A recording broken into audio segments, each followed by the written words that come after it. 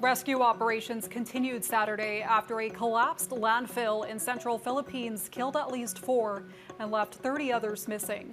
12 workers have been retrieved alive from the huge mound of garbage that collapsed Thursday afternoon. The collapse occurred among low-slung buildings of a waste management facility in the city of Cebu. The cause of the collapse remains unknown.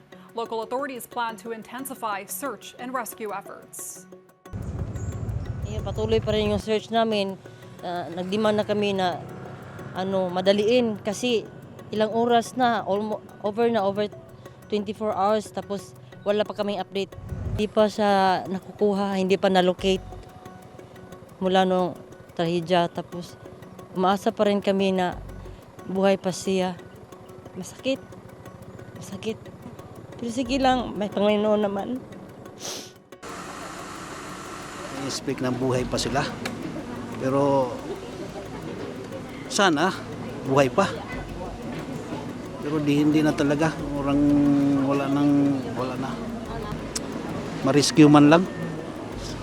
Sa ngayon na makitaan ng pag-asa, makikita man lang bangkay. Para naman mailagay natin sa magandang lalagyan.